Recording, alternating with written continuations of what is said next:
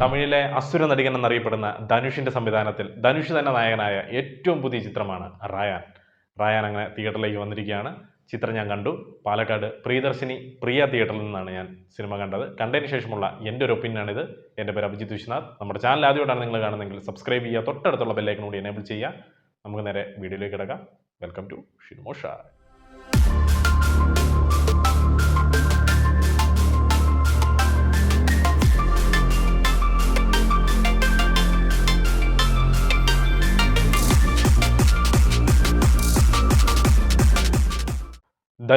ധനുഷ് എന്ന് പറയുന്ന പേര് കേൾക്കുമ്പോൾ തന്നെ ഒരു നമ്മ വീട്ട് പിള്ളை എന്ന് പറയുന്ന ഒരു സാധനം വർക്കൗട്ട് ആകാറുണ്ട്. കാരണം എല്ലാത്തരം പ്രേക്ഷകർക്കും എല്ലാത്തരം ഫാൻസുകാർക്കും ഇഷ്ടമുള്ള ഒരു നടൻ എന്ന് തന്നെ പറയാൻ പറ്റും. ഒരുപാട് കഴിവുകളുള്ള ലിറിസിസ്റ്റാണ്, അതുപോലെ തന്നെ സ്ക്രീൻ പ്ലേ റൈറ്ററാണ്, ഡയറക്ടറാണ്. പവർ പാണ്ടി എന്ന് പറഞ്ഞ അദ്ദേഹത്തിൻ്റെ ആദ്യത്തെ സിനിമ കൊണ്ട് തന്നെ ഡയറക്ഷൻ എത്രത്തോളം വശമുണ്ടെന്ന് അദ്ദേഹം കാണിച്ചു തന്നിരുന്നു. ഒരു മികച്ച അസുര നടികനാണ്. അപ്പം അദ്ദേഹത്തിൻ്റെ 50ാമത്തെ ചിത്രമായ റായാൻ അദ്ദേഹം തന്നെയാണ് സംവിധാനം ചെയ്യുന്നത്. സൺ പിക്ചേഴ്സാണ് അത് പ്രൊഡ്യൂസ് ചെയ്തിരിക്കുന്നത്. അങ്ങനെ ചിത്രം തിയേറ്ററിലേക്ക് വന്നിരിക്കുകയാണ്. വലിയൊരു കാസ്റ്റ് ആൻഡ് ക്രൂവോട് കൂടിയാണ് ചിത്രം വന്നത്. ഒരുപാട് പ്രത്യേകതകളോട് കൂടിയാണ് വന്നിരിക്കുന്നത്. ചിത്രം എങ്ങനെയുണ്ട് എന്നോട് ചോദിച്ചു കഴിഞ്ഞാൽ, ഡീസൻ്റ് ആയിട്ട് എടുത്തു വെച്ച ഒരു എബോ ആവറേജിന് മുകളിൽ നിൽക്കുന്ന, തിയേറ്ററിൽ നിന്ന് കണ്ട് ഇറങ്ങി വരുമ്പം കുഴപ്പമില്ല, നല്ല രസമുണ്ട് എന്ന് തോന്നുന്ന രീതിയിൽ എടുത്തു വെച്ച ഒരു ടിപ്പിക്കൽ തമിഴ് ടെംപ്ലേറ്റ് ചിത്രം തന്നെയാണ് റായാൻ എന്ന് പറയുന്ന ചിത്രം. ഒരു ടിപ്പിക്കൽ തമിഴ് ടെംപ്ലേറ്റ് ചിത്രമായിട്ട് കൂടി ഇത് എന്തുകൊണ്ട് കുഴപ്പമില്ല എന്നുള്ള ഫീലിൽ എത്തിയെന്ന് കാരണം എന്നാന്ന് പറഞ്ഞാൽ ഇതിൻ്റെ ഒരു റൈറ്റിംഗ് സ്റ്റൈൽ കൊണ്ടാണ്. ഒന്നാമത്തെ പോസിറ്റീവും സ്ക്രിപ്റ്റ് തന്നെയാണ്. വലിയ ആഡംബരമോ കാര്യങ്ങളോ അല്ലെങ്കിൽ കേട്ടിട്ടില്ലാത്ത കഥയോ ഒന്നുമല്ല. കേട്ട് പഴകിയ ഒരു സ്റ്റോറിയൊക്കെ തന്നെയാണ്. തൻ്റെ ഫാമിലിക്ക് ഒരു ചെറിയ പ്രശ്നം വരികയും അത് പ്രതിരോധിക്കാൻ വേണ്ടി അദ്ദേഹം ഒരു കാര്യം ചെയ്യുകയും അത് ഇരട്ടി പ്രശ്നങ്ങളാവുകയും പിന്നീട് ആ പ്രശ്നത്തിൻ്റെ മേളിൽ പ്രശ്നമായി അതൊരു ടെയിൽ എൻഡിൽ കൊണ്ട് നിർത്തുന്ന, സാധാരണഗതിയിൽ പണ്ട് മുതലേ ഇറങ്ങിയിട്ടുള്ള എല്ലാ കഥകളിലെയും ഓർമ്മിപ്പിക്കുന്ന രീതിയിലുള്ള ടെംപ്ലേറ്റ് തന്നെയാണ്. പക്ഷേ ഇതിൻ്റെ അകത്ത് ഓരോ ക്യാരക്ടേഴ്സിനെ അറേഞ്ച് ചെയ്തിരിക്കുന്നത്, അതുപോലെ തന്നെ ഇതിൻ്റെ അകത്ത് ഓരോ ക്യാരക്ടറിനും കൊടുത്തിരിക്കുന്ന ഒരു ബാക്ക് സ്റ്റോറി ഉണ്ട്. ഒരു മിത്തോളജിയൊക്കെ യൂസ് ചെയ്തുകൊണ്ട് തന്നെ ഒരുപാട് പുരാണ റെഫറൻസുകളും കാര്യങ്ങളൊക്കെ വെച്ചാണ് ഇതിനെ റൈറ്റിംഗ് കൊണ്ടുവരിക്കുന്നത്. ഒന്നാമത്തെ റെഫറൻസ് ആയിട്ട് ഞാൻ പറയുകയാണെന്നുണ്ടെങ്കിൽ രാവണനെ റെഫറൻസ് ചെയ്തിട്ടുണ്ട്. അത് വളരെ മികച്ച രീതിയിൽ എനിക്ക് തോന്നി. രാവണന് ഏറ്റവും പ്രിയപ്പെട്ടത് തൻ്റെ പെങ്ങളാണ്. അങ്ങനെ അതേപോലെ തന്നെ ഇതിലും തൻ്റെ പെങ്ങൾക്ക് വേണ്ടി നിൽക്കുന്ന ഒരു ആങ്ങളെയാണ്. അത് തങ്കച്ചിപ്പാസം എന്ന് പറയുന്ന കുറച്ച് കാണരുത്. ഇത് നല്ലൊരു രീതിയിലാണ് അതിനെ എക്സിക്യൂട്ട് ചെയ്തിരിക്കുന്നത്. അതുകൊണ്ട് തന്നെ മുൻ ചിത്രങ്ങളെ ഇതുപോലത്തുള്ള ചിത്രങ്ങളെയൊക്കെ നമ്മൾ മറന്നു പോകുന്നുണ്ട്. ഇതും യുണീക്കായിട്ട് നമുക്കൊന്ന് കണ്ടിരിക്കാൻ പറ്റുന്നുണ്ട്. രണ്ടാമത്തെ പോസിറ്റീവ് എന്ന് പറയുന്നത് ഈ ചിത്രത്തിൻ്റെ മ്യൂസിക് ഡയറക്ടറായിട്ടുള്ള ഇസൈ പുയൽ AR റഹ്മാനാണ്. ഒരു രക്ഷയില്ലാത്ത വർക്കാണ്. ഒരു രക്ഷയില്ലെന്ന് പറഞ്ഞാൽ ഒരു രക്ഷയില്ലാത്ത വർക്ക് ചെയ്തു വെച്ചിരിക്കുന്നത്. ഓഡിയോ ലോഞ്ചിന് ധനുഷ് പറഞ്ഞിരുന്നു, റഹ്മാൻ സാധാരണ സംസാരിക്കാറുള്ളത് എല്ലാ പുകഴും ഇറൈവനുക്കേ എന്നാണ് പറയാറ്. ഈ സിനിമ കണ്ടു കഴിയുമ്പോൾ എല്ലാ പ്രേക്ഷകരും പറയും എല്ലാ പുകഴും റഹ്മാനുക്കേ എന്ന് പറയുന്നത് സത്യമാണ്. 10 പോലത്തെ വർക്ക് ചെയ്തു വെച്ചിട്ടുണ്ട്. ബാക്ക്ഗ്രൗണ്ട് സ്കോറിന് സോങ്സ് ആകട്ടെ, ബാക്ക്ഗ്രൗണ്ട് സ്കോർ ആകട്ടെ, പിച്ചി പെടലെടുത്തെന്ന് പറയാം. അതുപോലത്തെ സാധനം ചെയ്തു വെച്ചിരിക്കുന്നത്. അതിലെ അടങ്കാതെ അസുരന്ത എന്ന് പറയുന്ന ആ പാട്ട് വിഷ്വലി ഗംഭീരമാണ്. അതിൻ്റെ കൂട്ടത്തിൽ ഈ പാട്ടം ഒഴുകി കയറി ആ സ്ക്രീനിൽ കേൾക്കുമ്പോൾ ഉള്ള ഒരു ഡോൾബിലൊക്കെ കേൾക്കുമ്പോൾ ഒരു ഫീൽ എന്ന് പറയുന്നത് വേറെ ലെവലായിരുന്നു. റഹ്മാൻ്റെ സൗണ്ട് കയറി വരുമ്പോൾ, ധനുഷാണ് ആ പാട്ട് പഠിക്കുന്നത്, റഹ്മാൻ്റെ ഒരു പോർഷൻ ഉണ്ട്. അത് കയറി വരുമ്പോഴേക്കും നമുക്ക് രോമം, ഈ ഗൂസ് ബംസ് എന്നൊക്കെ പറഞ്ഞാൽ പുള്ളി ഒരു മാജിക്കാണ്, മെജീഷ്യനാണ്. എൻ്റെ അമ്മോ, ഒരു രക്ഷയില്ലാത്ത വർക്കായിരുന്നു. അടുത്ത ഇതിൻ്റെ കാസ്റ്റ് ആൻഡ് ക്രൂവിനെയാണ് എടുത്ത് പറയേണ്ടത്. സുദീപ് കിഷ, അപർണ ബാലമുരളി, കാളിദാസ് ജയറാം, നമ്മുടെ SJ സൂര്യ, പിന്നെ പെങ്ങളായിട്ട് അഭിനയിച്ചൊരു പെൺകുട്ടി ഉണ്ടായിരുന്നു. എൻ്റെ പേര് ഞാൻ മറന്നുപോയി, ദുഷരാന്നോ മറ്റോ ആണ് അതിൻ്റെ ഒറിജിനൽ പേര് മറന്നുപോയി. അപ്പം ഇങ്ങനെ, അതുപോലെ തന്നെ നമ്മുടെ പ്രകാശ് രാജ്, ഇവരൊക്കെയാണ് main cast and crew. Selvaraghavan, ഇവരൊക്കെയാണ് മെയിൻ കാസ്റ്റ് ആൻഡ് ക്രൂ ആയിട്ട് വന്നിരിക്കുന്നത്. ഇവർക്കെല്ലാം കൊടുത്ത റോളുകൾ ഗംഭീരമായിട്ട് ചെയ്തിട്ടുണ്ട്. അതിൽ എസ്പെഷ്യലി എടുത്തു പറയേണ്ടത് സുദീപ് കിഷനാണ്. ഒരു രക്ഷയില്ല, പൊളിച്ചടുക്കിയിട്ടുണ്ട്. ആ ക്യാരക്ടർ ബിൽഡ് ചെയ്തിരിക്കുന്ന, ആ ക്യാരക്ടറിൻ്റെ റൈറ്റിങ്, ആ ക്യാരക്ടറിൻ്റെ ഫീലിങ്സ്, ഇതെല്ലാം നമുക്ക് പ്രേക്ഷകർക്ക് മനസ്സിലാകുന്ന രീതിയിലാണ് അതിനെ ചെയ്തു വെച്ചിരിക്കുന്നത്. കാരണം സിനിമ ഡ്രൈവ് ചെയ്ത് കൊണ്ടുപോകുന്നത് ഒരു പോയിന്റ് വരെ സുദീപാണെന്ന് വേണേൽ പറയാം. കാരണം അതുപോലെ കൊണ്ടുപോകുന്നുണ്ട്. അതുപോലെ തന്നെ അപർണ ബാലമുരളി നല്ല രീതിയിൽ സുദീപിന് നല്ലൊരു പെയറായിട്ട് വന്നിട്ടുണ്ട്. ആ പെങ്ങളായിട്ട് അഭിനയിച്ച കുട്ടിയും നല്ല രീതിയിൽ എക്സിക്യൂട്ട് ചെയ്യുന്നു. ഒരുപാട് സിനിമകൾ വന്നിട്ടുണ്ട്, പേര് ഞാൻ മറന്നുപോയി, സോറി. അപ്പോൾ ഒരുപാട് സിനിമകളിൽ വന്നിട്ടുണ്ട്. അദ്ദേഹം അതിൻ്റേതായ ഒരു മെച്യൂരിറ്റി ആ അഭിനയത്തിലും കാര്യത്തിലെല്ലാം ഉണ്ടായിരുന്നു. കാളിദാസ് ജയറാം നല്ല രീതിയിൽ ഡീസൻ്റ് ആയിട്ട് തന്നെ ചെയ്തു.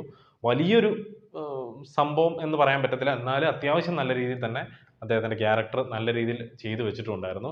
പിന്നെ നമ്മുടെ നടിപ്പിൻ അസുരൻ ധനുഷ്. ധനുഷ് ഒരു രക്ഷയില്ലായിരുന്നു. കാരണം ആ റായാൻ എന്ന് പറയുന്ന ക്യാരക്ടറിനെ പിടിച്ചുകൊണ്ട് തൻ്റെ സിനിമയാണെന്ന് അറിഞ്ഞുകൊണ്ട് തന്നെ കൂടുതൽ ബിൽഡപ്പോ ഒരു ഇൻട്രൊഡക്ഷൻ സാധനമോ അല്ലെങ്കിൽ ഒരു മാസ് പഞ്ച് ഡയലോഗോ അങ്ങനെ ഒരു സാധനവും വെക്കാതെ ആ ക്യാരക്ടർ എന്താണോ അത് മാത്രം കാണിച്ചു പോവുകയും പുള്ളി ബാക്ക്ഗ്രൗണ്ടിലുണ്ട്, ബാക്കി എല്ലാവരും ഫ്രണ്ടിൽ നിങ്ങൾ തകർക്കുക എന്ന് പറഞ്ഞ് നിൽക്കുന്ന രീതിയിലാണ് അദ്ദേഹം അതിനെ കോർഡിനേറ്റ് ചെയ്തിരിക്കുന്നത്. അത് എനിക്ക് ഭയങ്കര ഇഷ്ടപ്പെട്ടു ആ റൈറ്റിംഗ്.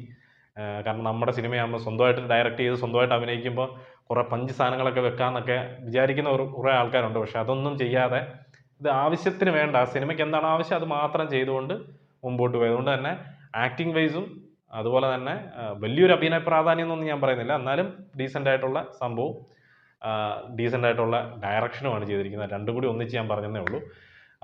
അടുത്തത് പറയേണ്ടത് എസ് ജെ സൂര്യ. ഒരു രക്ഷയില്ല. പുള്ളി സെക്കൻഡ് ഹാഫിലൊക്കെ പുള്ളിയാണ് കുറേയൊക്കെ ഡ്രൈവ് ചെയ്ത് കൊണ്ടുപോകുന്നതെന്ന് പറയാം. കാരണം പുള്ളിയുടെ കോമഡി സെൻസ് ആവട്ടെ, അതുപോലെ തന്നെ പുള്ളിയുടെ ഒരു ആക്ടിങ്, ഒരു സ്റ്റൈലാവട്ടെ, ഒരു നോട്ടമാകട്ടെ, ഒരു ബിഹേവിയർ ആകട്ടെ, ഇതെല്ലാം പടത്തിനെ ഒരു സെക്കൻഡ് ഹാഫിൽ നല്ല രീതിയിൽ മോട്ടിവേറ്റ് ചെയ്തു. ഇതൊക്കെയാണ് മെയിനായിട്ട് പറയേണ്ട ഏറ്റവും വലിയൊരു പോസിറ്റീവ് ഘടകങ്ങൾ. അതുപോലെ തന്നെ ക്യാമറ കൈകാര്യം ചെയ്തിരിക്കുന്ന ഏറ്റവും നല്ല മികച്ച രീതിയിലാണ്. നല്ല നല്ല കുറേ ഷോട്ടുകളുണ്ട്. അതുപോലെ അടങ്ങാതെ അസുരൻ എന്ന് പറയുന്ന പിക്ചറൈസ് ചെയ്തിരിക്കുന്നത് സൂപ്പറാണ്. ഒരുപാട് സെറ്റ് വർക്ക് ചെയ്തിട്ടുണ്ട്. ആർട്ട് വർക്കും സൂപ്പറായിട്ട് വന്നിട്ടുണ്ട്. കളർ ഗ്രേഡിങ് നന്നായിട്ട് വന്നിട്ടുണ്ട്. ഒരുപാട് ബ്ലഡ് ഷെയ്ഡഡ് സാധനങ്ങളൊക്കെയാണ് ചെയ്തിരിക്കുന്നത്. അതിനെയൊക്കെ നല്ല രീതിയിൽ വിഷ്വലി കാണിക്കാനും നല്ല രീതിയിൽ അതിനെ എക്സിക്യൂട്ട് ചെയ്യാനും അതിൻ്റെ ഒരു പവർ കൊണ്ടുവരാനും ആക്ഷൻ കൊറിയോഗ്രാഫിങ് സാധിച്ചു. അതുപോലെ തന്നെ ആ മൊത്തത്തിൽ ഒരു സെറ്റപ്പിനും സാധിച്ചിട്ടുണ്ട്. അതേപോലെ എനിക്ക് ഇതിൻ്റെ അകത്ത് ഇഷ്ടപ്പെടാതെ പോയ ഇതിൻ്റെ നെഗറ്റീവ്സ് എന്നാന്ന് ചോദിച്ചു കഴിഞ്ഞാൽ, ഇതിൻ്റെ അകത്ത് ചില സീനുകളിൽ അഭിനയിക്കുന്നത് ഇവർ പെർഫോം ചെയ്യുവാണ് അല്ലെങ്കിൽ അഭിനയിക്കുകയാണെന്ന് തോന്നുന്ന രീതിയിൽ ചില സീനുകൾ വന്നിട്ടുണ്ടായിരുന്നു. അതെനിക്ക് ഭയങ്കര കല്ലുകടിയായിട്ട് തോന്നി. കാരണം ഒരു അതിലൊരു ഫ്ലോ ഇല്ലായ്മ അല്ലെങ്കിൽ ഒരു കംപ്ലീഷൻ ഇല്ലായ്മ എവിടെയൊക്കെയോ ഫീൽ ചെയ്തു. മറ്റൊരു കാര്യം എന്ന് പറയുന്നത് ഇതിൻ്റെ ഫസ്റ്റ് ഹാഫും സെക്കൻഡ് ഹാഫും കൂടി തിരിച്ചു വെക്കുകയാണെന്നുണ്ടെങ്കിൽ, ഫസ്റ്റ് ഹാഫ് സിനിമ തുടങ്ങുന്ന സമയം മുതൽ ഒരു നോർമൽ രീതിയിലൊരു പടം പോകുന്നതും അത് കഴിഞ്ഞിട്ട് ഒരു ഇൻ്റർവലൊക്കെ ആകുമ്പോഴേക്കും പയ്യെ ഒരു കയറ്റമൊക്കെ കയറി ഒരു ഹൈയിലേക്ക് വരും. അപ്പോൾ നമ്മൾ വിചാരിക്കും ഓക്കെ സെക്കൻഡ് ഹാഫ് അങ്ങ് അടിച്ച് കയറി പോവും എന്നുള്ളൊരു വിചാരം നമുക്ക് വരും. എന്നാൽ അങ്ങനെയല്ല, വീണ്ടും അത് താഴോട്ട് ഇറങ്ങുന്നുണ്ട്. എന്തുകൊണ്ട് സ്ക്രീൻ പ്ലേയിലുള്ള കുറച്ച് പ്രശ്നങ്ങളാണ് എന്നാണ് എനിക്ക് തോന്നിയത്. കാരണം സെക്കൻഡ് ഹാഫ് അങ്ങ് തള്ളി നീക്കാൻ വേണ്ടി കുറേ സമയം എടുക്കുന്ന പോലെ തോന്നി. ഞാൻ നേരത്തെ പറഞ്ഞൊരു പോസിറ്റീവ് ഉണ്ടായിരുന്നു, എസ് ജെ സൂര്യയുടെ ഡ്രൈവ്. അപ്പോൾ ഈ സെക്കൻഡ് ഹാഫ് ആ ലാഗിൽ നിന്നും കുറേയൊക്കെ കരകയറ്റിയത് എസ് ജെ സൂര്യ ആണെന്ന് പറയാം. കാരണം പല സ്ഥലങ്ങളിലും ഭയങ്കരമായിട്ട് താഴോട്ട് പോകുന്ന പോലെ ഇതൊന്ന് കയറി വരുന്ന അപ്പാവുന്നില്ലല്ലോ എന്ന് തോന്നുന്നുണ്ടായിരുന്നു. എന്നാൽ ക്ലൈമാക്സിലേക്ക് വരുമ്പോഴേക്കും അതൊരു അത്യാവശ്യം കുറച്ച് ട്വിസ്റ്റും കാര്യങ്ങളും ഒക്കെ വെച്ച് കുറച്ചൊന്ന് അപ്പിലേക്ക് കൊണ്ടുവരുന്നുണ്ട്. ഇതിന് തൊട്ട് മുമ്പ് ഇറങ്ങിയ മഹാരാജ എന്ന് പറഞ്ഞൊരു ചിത്രത്തിനെ പറ്റി ഞാൻ റിവ്യൂ ചെയ്തിരുന്നു. ആ ചിത്രം അതിൻ്റെ അകത്തും ഇതിൻ്റെ അകത്ത് അതേ ഉള്ളൊരു ചെറിയൊരു കണ്ടന്റ് അതിൻ്റെ അകത്തും ഉണ്ട്. പക്ഷെ അതിൻ്റെ അകത്ത് ആ സാധനം കാണിക്കുമ്പോൾ അതിൻ്റെ ഒരു റിവെഞ്ച് എന്ന് പറഞ്ഞൊരു സാധനം എടുക്കുമ്പോഴൊക്കെ നമുക്കുണ്ടാകുന്നൊരു ഹൈ ഉണ്ട്. അത് നമുക്ക് പറയാൻ പറ്റത്തില്ല. അതിൻ്റെ അപ്പുറത്തൊരു ഹൈയാണ് നമുക്ക് തന്നുകൊണ്ടിരുന്നത്. എന്നാൽ അതിവിടെ അത്ര ഹൈ തന്നോന്ന് ചോദിച്ചു കഴിഞ്ഞാൽ തന്നില്ല എന്ന് തന്നെ പറയാം. കാരണം അതൊരു എക്സിക്യൂഷൻ കൊണ്ടാണോ അതിൽ ഉപയോഗിച്ച കുറച്ച് ക്രിഞ്ച് സാധനം കൊണ്ടാണോ എന്നറിയില്ല. എന്തായാലും അത് അത്ര രീതിയിൽ അങ്ങ് വർക്കൗട്ട് ആയില്ല. അതുകൊണ്ടാവാം ഒരു പക്ഷേ ഒരു ആവറേജോ അല്ലെങ്കിൽ ആവറേജിന് മുകളിൽ നിൽക്കുന്ന ഒരു ചിത്രമായിട്ട് എനിക്ക് ഫീൽ ചെയ്തത്. നിങ്ങൾക്ക് എങ്ങനെയാണ് ഫീൽ ചെയ്തതെന്ന് എനിക്കറിയില്ല. ഇത് എൻ്റെ മാത്രം ഒരു അഭിപ്രായമാണ്, എനിക്ക് ഫീൽ ചെയ്തൊരു കാര്യമാണ്. എന്തായാലും താല്പര്യം ഉണ്ടെങ്കിൽ നിങ്ങൾക്ക് തിയേറ്ററിൽ പോയി കാണാൻ പറ്റിയ തിയേറ്ററിലിരുന്ന് കാണാൻ പറ്റിയ എ റഹ്മാൻ്റെ മാജിക് അനുഭവിക്കാൻ പറ്റിയ ഒരു ചിത്രം തന്നെയാണെന്ന് ഞാൻ പറയും. എ റഹ്മാന് വേണ്ടി നിങ്ങൾക്ക് ടിക്കറ്റ് എടുക്കാൻ പറ്റും. കാരണം അതുപോലത്തെ ഒരു വർക്ക് പുള്ളി ചെയ്തു വെച്ചിട്ടുണ്ട്. താല്പര്യമുള്ളവർ തിയേറ്ററിൽ തന്നെ പോയി കാണാൻ ശ്രമിച്ചു നോക്കുക. പിന്നെ സിനിമ കണ്ടിട്ടുള്ളവരുണ്ടെങ്കിൽ നിങ്ങളുടെ അഭിപ്രായം എന്താണെന്ന് കമൻറ്റ് ബോക്സിൽ രേഖപ്പെടുത്തുക. അതുപോലെ തന്നെ എനിക്കൊരു കാര്യം പറയാനുള്ളത്, ഒരുപാട് പേര് നമ്മുടെ വീഡിയോസ് കാണുന്നുണ്ട്, പക്ഷേ വളരെ കുറവ് ആൾക്കാരാണ് സബ്സ്ക്രൈബ് ചെയ്യുന്നത്. സബ്സ്ക്രൈബ് ചെയ്താൽ മാത്രമേ എനിക്കും ഒരു ബൂസ്റ്റ് കിട്ടത്തുള്ളൂ, ഇല്ല ഞാൻ ഭയങ്കര ഉഴപ്പനായി പോകും. അപ്പോൾ അതുകൊണ്ട് സബ്സ്ക്രൈബ് ചെയ്യുക. അതുപോലെ തന്നെ ഇഷ്ടമുള്ള ആൾക്കാർക്കൊക്കെ, ഫ്രണ്ട്സിനൊക്കെ, സിനിമ കാണാൻ താല്പര്യമുള്ളവർ, റിവ്യൂ കേൾക്കാൻ താല്പര്യമുള്ളവർക്കൊക്കെ ഇതൊന്ന് ഷെയർ ചെയ്ത് കൊടുക്കുകയാണെങ്കിൽ വളരെ സന്തോഷമായിരിക്കും. അപ്പം മറ്റൊരു വീഡിയോയുടെ റിവ്യൂ ആയിട്ട് എന്തായാലും ഉടനെ തന്നെ വരുന്നതായിരിക്കും. അതുവരെ പീസ് ഔട്ട്.